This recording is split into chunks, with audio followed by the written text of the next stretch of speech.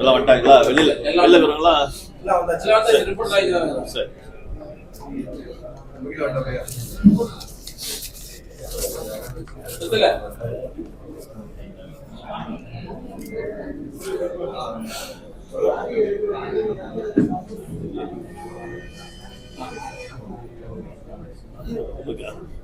அனைவருக்கும் வணக்கம். நான் நடைபெற இருக்கிற தேர்தல் பற்றியும் அதே நேரத்தில் எனது தொகுதியில் இருக்கிற பகுதியில் ஓடக்கூடிய உப்பாரை பற்றியும் நான் சில தகவலை பற்றி பேசணும்னு உங்களுடைய சந்திப்பை இங்கே நடத்தினுக்கிறேன். குறிப்பாக சொல்லப்போனால் இந்த உப்பாரை பற்றி, இந்த கழிவுநீர் அந்த உப்பாரில் வரதுனால என்ன தொகுதி மக்களுக்கு ஏற்படும் பாதிப்பு சொல்லி மாளாத ஒரு துயர சம்பவமாக இருக்குது. கடந்த 2008ஆம் ஆண்டு காலகட்டத்தில் ஏறக்குறைய 28 கோடி ரூபாய் மதிப்பீட்டில் இந்த தொடங்கப்பட்ட அந்த பணி, அது என்ன காரணத்தாலேயோ திட்டமிடல் சரியில்லாததுனால அந்த பிளானை மாற்றி கட்டி இப்போ அந்த உப்பாரே காணா போச்சுன்ற இடத்துல இருக்குது. ஒரு நீர்நிலையை இப்படி ஆக்கிரமிச்சு எந்த ஒரு திட்டமிடல் இல்லாம அந்த நீர்நிலையை சுத்தமா கட்டுமானத்தின் மூலியமா ஒரு ஆறே அந்த பகுதியில காணடிக்கிற அளவுக்கு இன்னைக்கு அரசாங்கம் செயல்பட்டுக்குது. இதால மழை காலத்துல வெள்ள நீர், அதாவது அந்த அண்ணா காமராஜ் சாலையில இருந்து மறைமலை வரை உள்ள அந்த உப்பாறுல தடைப்பட்டு எனது தொகுதியில் உள்ள அந்த இரு கரை பகுதியிலையும் வெள்ள நீர் உட்புகுந்து இந்த தொகுதி மக்களுக்கு உயிருக்கும் உடமைக்கும் சேதம் ஏற்படுத்திக்குது. கடந்த 2024 மழை காலத்துல அந்த வெள்ள தாக்கத்தால 3 பேர் உயிரிழந்திருக்கிறாங்க. அதே நேரத்தில் 2800 குடும்பம் பாதிக்கப்பட்டு அவங்களுடைய பொருள்லாம் இழந்துக்கிறாங்க. அதுக்கு அரசாங்கம் எந்த ஒரு நிவாரணமும் கொடுக்கல. எல்லோருக்கும் அறிவிச்ச பெரிய ஒரு 5000 ரூபாய் மட்டும்தான் எல்லா பாதிக்கப்பட்டவங்களும் பாதிக்கப்படாதவங்களுக்கு அறிவிச்சு வழங்கினது தான் நடந்ததை தவிர, ஏறக்குறைய பல லட்சம் ரூபாய், பல கோடி ரூபாய் இழந்த காருகெல்லாம் இழந்துட்டு பெரிய பெரிய வசதியானவங்களாம் கூட அவங்களுடைய விலை உயர்ந்த காரெல்லாம் வெள்ளத்துல மூழ்கி இதாயிடுச்சு. அதே நேரத்தில் வீட்டில் இருக்கிற உபயோகப் பொருள், மிக்சி, கிரைண்டரு, ஃப்ரிட்ஜி, இப்படிப்பட்ட சாதாரண நடுத்தர மக்களுக்கு உண்டான எல்லா பொருளும் அஞ்சு. ஆனால் இது வரைக்கும் எந்த ஒரு நிவாரணமும் கொடுக்கல. அதை பற்றி நம்ம சொல்ல கடமைப்பட்டுக்கிறோம். அதே நேரத்தில் இப்போ மீண்டும் இந்த பணிகள் தொடங்குறதுக்கு முன்னாடி நான் துறை செயலர் மற்றும் தலைமை பொறியாளர்கிட்ட என்னுடைய கோரிக்கையும் கொடுத்து, இதுக்கு வெள்ளத்தடுப்புக்கு மாற்று ஏற்பாடு பண்ணுங்க, கழிவுநீர் கலக்காம வர்றதுக்கு என்ன வழியோ அதை தெரியுது. ஏன்னு கேட்டீங்கன்னா, எங்க இருக்கிற கழிவு நீரும் இந்த உப்பாரில் கலக்கிறதுனால அங்க இருக்கிற மக்களுக்கு நோய் பாதிப்பு அதிக அளவில் இருக்குது. இதை நான் கடந்த 5 ஆண்டுகளமா சுட்டி காட்டி இதுக்கு உண்டான மாற்று ஏற்பாடு பண்றேன்னு சொன்னாங்க. அந்த மாதிரி சென்ற முறை பொதுப்பணித்துறை தலைமை பொறியாளராக இருந்த தீனதயாளன் அவர் ஒரு ப்ராஜெக்ட் தயார் பண்ணி ஏறக்குறைய ஒரு 50 கோடி ரூபா ப்ராஜெக்ட்ல அந்த கழிவுநீர் தடுப்பு நடவடிக்கை எடுக்க கொடுத்துட இந்த வெள்ள தடுப்பு நடவடிக்கை, அதாவது அந்த இரு கரையை உயர்த்தி ஊர் உள்ள தண்ணி போகாத அளவுக்கு ஒரு ப்ராஜெக்ட் போட்டு அதை செயல்படுத்துறதுக்கு திட்டமிட்டு அதெல்லாம் பட்சமா செய்யறேன்னு சொல்லிட்டு என்னோட வாக்குறுதி கொடுத்தாங்க.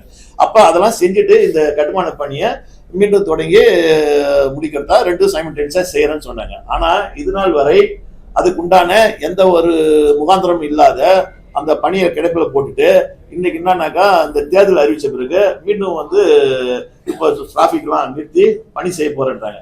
நான் என்ன சொல்றேன்னாக்கா, நீங்க பணி செய்யறத நான் தடுக்கல, ஆனா அதுக்கு உண்டான பாதுகாப்பு நடவடிக்கை எடுங்க. முதல் கழிவுநீர் வரத்தை தடுங்க, அதால சுகாதார சீர்கேடு ஏற்படுத்து, கொசு உற்பத்தி. 2வது குப்பை மண்டி கிடக்குது. அந்த பில்லர்லாம் போட்டுக்கிறாங்க பாருங்க, ஒரு ஒத்த பில்லர்ல ஒரு பெரிய மேம்பாலம்லாம் கட்டுறாங்க. ஆனா இங்க என்னன்னாக்கா 2 பில்லரை போட்டுட்டு நடுவுல ஒரு பீமை போட்டு ரொம்ப தாழ அமைச்சுக்கிறாங்க. அதனால என்ன ஆகுது, அந்த ஒரு சுத்தம் பண்றதுக்கு ஒரு வண்டி வாகனம் கூட உள்ள இறங்கி அந்த உப்பாரை கிளீன் பண்ண முடியல. இந்த கழிவுநீர் வரத்தை தட்டா கூட அந்த கழிவுநீர்லாம் அங்க தேங்காது, சேறு சகதியமா இருக்காது. இப்படிப்பட்ட நிலையில இந்த உப்பாறு இருக்கிறதுனால இந்த பணிகளை வந்து இப்போ டிராபிக் நிறுத்திட்டு, ஏன்னா இப்போ ஏற்கனவே வந்து நம்ம ஊர் டிராபிக்ல மிதந்து நிற்குது. இந்த பக்கம் ரயில்வே மேம்பாலம் கட்டுறாங்கன்னு சொல்லிட்டு இந்த வெங்கட சுபாஷ் சிலையாண்டு இருந்து நம்ம உள்பக்கம் யாரும் போக முடியாது. இந்த வெங்கட சுபாஷ் சிலையை சுத்தி டிராபிக் ஜாமு. அப்போ அண்ணா சாலையும் இப்போ வந்து டிராபிக்கா இருக்குது. அந்த காமராஜ் சாலையில் பாதையை நிறுத்திட்டு இப்ப என்ன செய்ய போறேன்றாங்க, சுத்தி வரணும்ன்றாங்க. அப்ப என் தொகுதி மக்கள் என் தொகுதி உள்ள போறதுக்கு கூட வழி இல்லாத ஒரு நிலைமை உருவாக்கி இந்த எலெக்ஷன் நேரத்துல இவங்க இப்படி பண்றத நான் வன்மையா கண்டிக்கிறேன். இதை வந்து இந்த ஒரு பாலத்தையாவது முடிக்கணும். இதை வந்து ஏறக்குறைய 2008 இருந்து இன்னைக்கு கணக்கு பார்த்தா 15-16 ஆண்டு காலமா இந்த பணியை கிடப்பில் போட்டுருக்காங்க. இப்போ நீங்க இந்த பாலத்தையும் நீங்க அந்த காமராஜ் சாலை ரோட்டையும் நீங்க மறைச்சி செய்யறீங்கன்னாக்கா எவ்வளவு காலத்துல முடிப்பீங்கன்றது எனக்கு தெரியல. அதனால இந்த தேர்தல் நேரத்துல எனக்கு அவப்பெயர் ஏற்படுத்தும் விதமாக இந்த அரசு செயல்படக்கூடாது. அதே நேரத்துல இந்த ரயில்வே மேம்பாலம் பணி, அந்த மேம்பாலம் முடிஞ்ச பிறகு இதுக்குண்டான பணியை தொடங்கினாக்கா மக்களுக்கு போக்குவரத்து சிரமம் இல்லாமல் இருப்பாங்கன்றது என்னுடைய கோரிக்கை அரசுக்கு வைக்கிறன்றது உங்கள் வாயிலா தெரிவித்துக் கொள்கிறேன். ரெண்டாவது பாத்தீங்கன்னாக்கா இந்த தேர்தல் அறிவிச்சுக்கிறாங்க. இந்த தேர்தலில் வந்து சாமானியர்கள் எலெக்ஷனை சந்திக்க முடியாது. என்ன மாதிரி ஒரு சட்டமன்ற உறுப்பினராக நான் இருக்கிறேன், சுயேட்சை சட்டமன்ற உறுப்பினராக இருக்கிறேன். என்ன மாதிரி ஒரு 6 பேர் போன வாட்டி சுயேட்சை சட்டமன்ற உறுப்பினர் தேர்தல். இதெல்லாம் வந்து தேர்தலுக்கு உண்டான அவகாசம் இருந்தது. ஒரு கட்சி சீட்டு கொடுக்கலனாலும் சரி, ஒரு வேட்பாளர் ஒரு கட்சியில அவங்க இருந்துட்டு அடுத்த கட்சியில அவங்களுக்கு வாய்ப்பு அடுத்த கட்சியில வாய்ப்பு கொடுக்கணும், அவங்க மாற்று ஏற்பாடு பண்றதுக்கு கூட இந்த தேர்தல் வாய்ப்பு இல்லாத ஒரு சூழ்நிலை இருக்குது. அப்படிப்பட்ட இடத்துல அதே நேரத்தில் நாமினேஷன் பண்றதுக்கு ஒரு தேர்தல் அறிவிச்சு ஒரு 12 மணி நேரம் கூட கால அவகாசம் இல்லை. மறுநாளே நாமினேஷன் பண்ணணும்னு சொல்லிட்டு ஈவினிங் அறிவிக்கிறாங்க, மறுநாள் காலையில நாமினேஷன் ஓபன் பண்ணி வச்சுக்கிறாங்க. அப்படிப்பட்ட இடத்துல பார்த்தீங்கன்னா 2 நாளா யாரும் நாமினேஷன் பண்ணல. நேற்று ஏதோ அவசர கூடத்துல யாரோ சில பேர் பண்ணிக்கிறாங்க. அதுக்கு இடையில இன்னைக்கு பார்த்தீங்கன்னா இன்னைக்கு நல்ல நாள் கிடையாது, நாளைக்கு லீவு, நாளைக்கு லீவு வருதுன்னு நினைக்கிறேன், 3 நாள் லீவு. அப்படிப்பட்ட சூழ்நிலையில இன்னைக்கு வேட்பாளராக இருக்கிறவங்க அவங்களுக்கு உண்டான முறையா இந்த ஃபார்மை ஃபில்அப் பண்ணி கொடுக்கணும். அதுக்கு தேவை ஆடிட்டர் இருக்கணும், நொட்டர் அதாவது நோட்டரி இருக்கணும், ஒரு அட்வொகேட் அதை வந்து வெரிஃபை பண்ணணும். இதெல்லாம் அதாவது நிறைய ப்ராசஸ், என்ஓசி வாங்கணும், எல்லா துறையிலையும் என்ஓசி வாங்கணும், நோ டியூஸ் வாங்கணும். நாங்கள் வந்து சட்டமன்ற உறுப்பினராக இருக்கிறோங்க, டெல்லி, மாகே, யானம், காரைக்கால் இப்படி போய் ஏதாவது தங்கினா அங்கே ஏதாவது வரி பாக்கி இருக்குதுனாலும் அதை கட்டிட்டு தான் நம்ம நோட்டீஸ் வாங்கணும். இதெல்லாம் வந்து காலக்கெடு இருந்தால் தான் செய்ய முடியும். இப்படிப்பட்ட சூழ்நிலையில் இந்த தேர்தலை இவ்வளோ அவசர கதியில் நடத்தின்னு எதுக்கு பண்ணிக்கிறாங்கல்ல. அதே நேரத்தில் பார்த்தீங்கன்னா இன்னைக்கு தமிழ்நாட்டில் இருக்கிற பிரதான கட்சிகள் இன்னைக்கு அங்கே வேற ஒரு, அதாவது புதுச்சேரின்றது பூலோக ரீதியா தமிழ்நாடு புதுச்சேரியும் ஒருங்கிணைந்த பின்னிப்பிணைந்த பகுதி. அதே நேரத்தில் பார்த்தீங்கன்னாக்கா மொழி வாரியாகவும் ஒரே பகுதி. அப்படி இருக்கிற காலங்காலமாக 30 ஆண்டுகளுக்கு காலமா ஒரே தேதியில தான் இந்த தேர்தலாம் நடந்தது. ஆனால் இந்த தேர்தல் மட்டும் ஏன் இப்படி பண்ணிக்கிறாங்கன்றது யாருக்குமே புரிய வரல. பிரதான கட்சிகளே இன்னைக்கு வந்து கூட்டணி முடிவாவில் அவங்க வேட்பாளர் அறிவிக்க முடியல. இப்படிப்பட்ட சூழ்நிலை இந்த தேர்தல் எப்படி முறையாக நடத்த போறாங்க தேர்தல் துறைன்றது வேப்பா இருக்குது. இதெல்லாம் வந்து அதாவது ஒரு வாக்காளர் பிரச்சாரம் முடிஞ்ச பிறகு யாரெல்லாம் நம்மளை சிந்திக்கிறதுக்கு ஒரு வாய்ப்பு கொடுக்குறாங்க. அதாவது 36 மணி நேரம் ஒரு தேர்தல் நடக்குதுன்னா அதுக்கு 36 முன்னாடியே அவங்களுக்கு தேர்தல் பிரச்சாரம் யாரும் பண்ணக்கூடாது, வாக்காளர் சிந்திக்கிறதுக்கு டைம் கொடுங்க. ஆனா ஒரு சட்டமன்ற உறுப்பினர் தேர்தலில் போட்டியிடுறவங்களுக்கு சிந்திக்க கூட ஒரு தேர்தல் துறை ஒரு வாய்ப்பை கூட கொடுக்கல. அவங்களுக்கு நம்ம போட்டிட்டா சரி வருமா, இந்த போட்டியிடுறதுக்கு தேவையான ஆவணங்கள்லாம் நம்மள ஒரு சீக்கிரத்தில் தயார் பண்ண முடியுமா, அதுக்கு என்னென்ன செலவாகும், அந்த செலவுக்கெல்லாம் நம்ம ப்ரிப்பேர் பண்ண முடியுமா அப்படின்னு ஒரு வாக்காளர் சிந்திக்கிறதுக்கு ஒரு வாரமா டைம் கொடுக்கணும். இதெல்லாம் காலங்காலமா அப்படிதான் நடந்து வந்துச்சு. இன்னைக்கு நடக்கிற இந்த தேர்தல் வந்து எப்படி பண்ண, அதனால பல கட்சிகள் புறக்கணிக்கிற இடத்துல கூட இருக்கிறாங்கன்றது எனக்கு தெரிய வருது. அதனால இந்த தேர்தலை மறுபரிசீலனை பண்ணி தமிழ்நாட்டு கூட நடத்தணுன்றது உங்க வாயிலாக தெரிவித்துக் கொள்கிறேன். ஏதாவது கேள்வி இருக்குதா? அறிவிச்சு 3 நாள் ஆகுது. நீங்க வந்து அன்னைக்கு அறிவிச்ச சாயங்காலம் சொல்லிருக்கலாம், இல்லைன்னா நீங்க மரணம் சொல்லிருக்கலாம். 3 நாள் வேட்புமனு தாக்கல் நிறைய பேர் பண்ணியிருக்காங்க. இப்போ வந்து அந்த கோரிக்கை வச்சுட்டு என்ன கோரிக்கை? ஏன் கோரிக்கை வைக்கிறேன்? அதாவது அவங்களுக்கு ஒரு கஷ்டம் சொன்னேன். இப்ப எத்தனை பேர் நீங்க உங்க கத்துப்படி வாங்க, இப்ப தேர்தல் அறிவிச்சு எத்தனை பேர் இப்ப வேட்புமனு தாக்கல் பண்ணிக்கிறாங்க? பிரதான கட்சிகள் வந்து அவங்களுடைய வேட்பாளர் அறிவிச்சிட்டாங்களா? அவங்களோட வேட்பாளர் எந்தெந்த தொகுதி பங்கிட்டு முடிச்சிட்டாங்களா?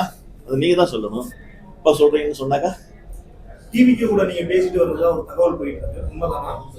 அது பேசின்னு இருக்கிறோம். அவங்க முடிவும் எடுத்துக்கிறாங்க. இன்னும் அவங்க பேச்சுவார்த்தை டிவிக்கு கூட இணைந்து எலெக்ஷனை கண்டெஸ்ட் பண்ண போறீங்களா? இல்ல வேற ஏதாவது கூட்டணி? அதை நாங்க முடிவெடுத்த பிறகு சொல்றோம். எப்ப முடிவு எடுப்பீங்க? 2 நாள் தான் இருக்கு. அதான் இப்ப தேர்தல், அதுதான் இதை பத்தி தான் சொல்றோம். இப்ப கன்ஃபார்மா என்னுடைய தொகுதியில நான் போட்டிடுறேன். உருளம்பேட்டையில விநாயகன்றவர் தட்டாஞ்சாவடி தொகுதியில் போட்டிடுறாரு. இன்னும் பல பேர் போட்டிடுறதுக்கு தயாராக இருக்கிறாங்க.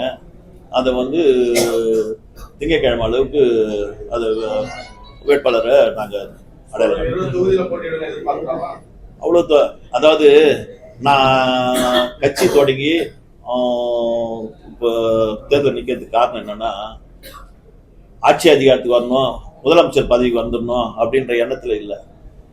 என்னுடன் பணியாற்றக்கூடிய ஒரு நல்ல வேட்பாளர்களை நான் தேர்ந்தெடுத்து சட்டமன்றத்துக்கு அழைச்சிட்டு மக்கள் பிரச்சனையை பற்றி பேசுறதுக்கு, குரல் கொடுக்கறதுக்கும் சட்டமன்றத்தில் எனக்கு துணை வேணும் அப்படின்ற இடத்துல தான் இன்னைக்கு பார்க்குறீங்க. எதிர்கட்சியாக செயல்படாததுனால இன்னைக்கு ஆளுங்கட்சி நடக்கிற தவறுகளும் இந்த ஊரில் நடக்கிற பிரச்சனைகளையும் பேசுறதுக்கு கூட ஆள் இல்லை. சட்டமன்றத்தில் அவங்களாம் பேசாததுனால நான் சட்டமன்றத்துக்கு சில இளைஞர்களை என்னுடன் அழைத்து செல்வதற்கு உண்டான பணிகளை தான் எனது கட்சி மூலியமா நான் செய்யறேன்றதை தெரிவிச்சுக்கிறேன். எனக்கு ஆட்சி அதிகாரத்துக்கு வரணும், முதல்வர் பதவிக்கு வரணும்ல, ஒரு நல்ல புதுச்சேரியில் ஒரு நல்ல நிர்வாகத்திலே சூழலற்ற நேர்மையான ஒரு அரசுக்கு எடுத்துக்காட்டா இருக்கணும். அதே நேரத்தில் அந்த எடுத்து உரைக்கணும்ன்றதுக்கு தான் நாங்க வரோம்.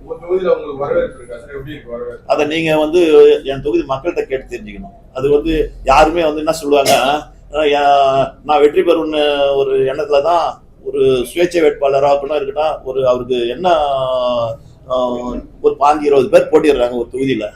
எல்லாரும் வெற்றி பெறன்ற இடத்துல தான் போட்டிடுறாங்க. அதனால வெற்றி வாய்ப்பு அவங்களுக்கு எப்படி இருக்குதுன்றது மக்கள்கிட்ட நீங்க கேட்டு தெரிஞ்சீங்கன்னா தான் உண்டே தவிர என்னையே நான் பெருமையா பேசிக்கிறதுக்கு இது நேரம் இல்லை.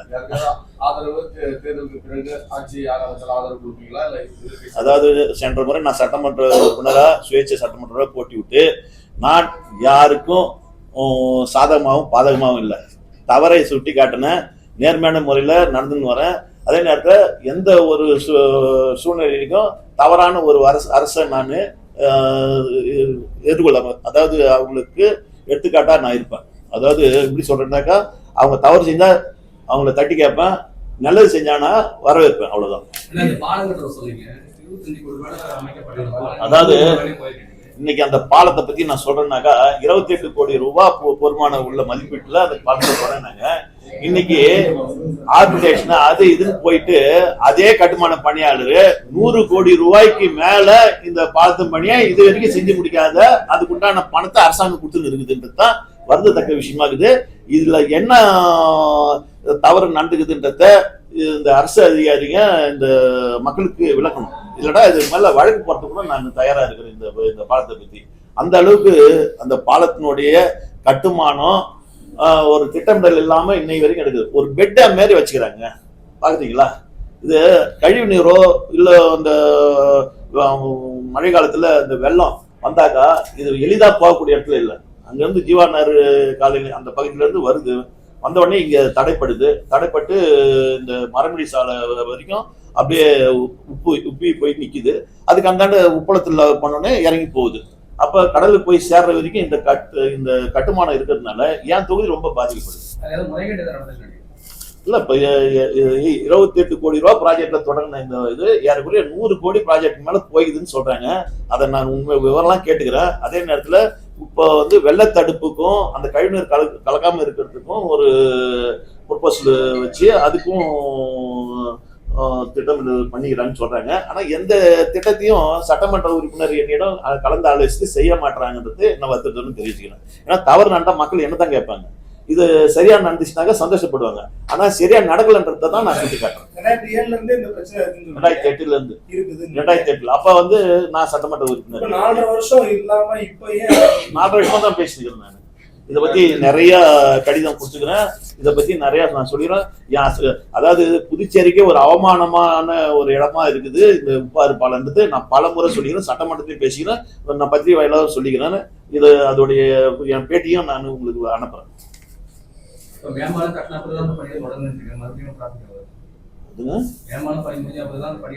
இல்ல நான் வந்து இப்ப இதையும் இடிச்சு போட்டாங்கன்னாக்கா இந்த ரோடும் பிளாக் ஆயிடும், அந்த ரோடும் பிளாக் ஆயிடும். பொதுமக்கள் வந்து சுத்தின்னு மரமடி இந்த வழியா போயிட்டு எங்க இந்த சாரம் வழியா போயிட்டு எங்க எங்க சொல்லிக்கிறாங்க சுத்தி வரணும்.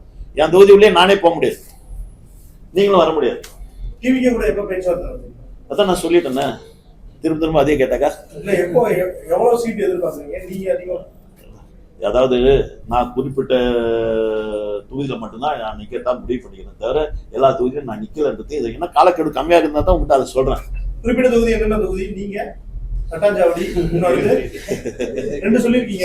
சொல்றேன் வேட்பாளர் அறிவிக்குள்ள சொல்றேன். நன்றி நன்றி.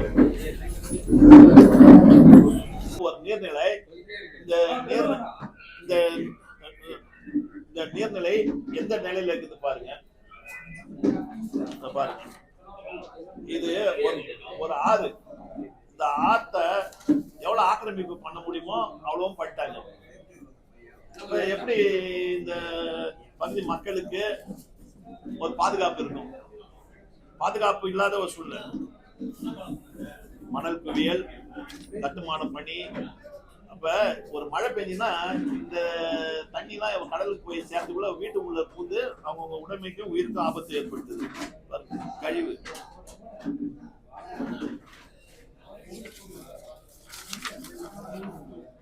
கழிவு இதெல்லாம் இருந்தாக்கா ஒரு சுகாதாரமா இருக்குதா? இது எங்கேயும் காட்டு, இது அப்படியே காட்டு. நீங்க போயிட்டு அங்க போட்டோ எடுத்து பாருங்க. அப்ப ஒரு கோடை மழை பெஞ்சுன்னா மறுபடியும் அந்த மக்களுக்கு பெரிய பாதிப்பு ஏற்படுத்தும் தெரியும். அதனால அந்த தடுப்பு வெள்ள தடுப்பு பணியை மேற்கொள்ளுங்க, கழிவுநீர் வராது தடுங்கன்றது நான் வந்து துறை செயலர் மற்றும் பொதுப்பணி அதிகாரிகிட்ட என்னுடைய கோரிக்கையை நான் கொடுத்துட்டேன். இது உங்க வாயிலாகவும் சொல்றேன்.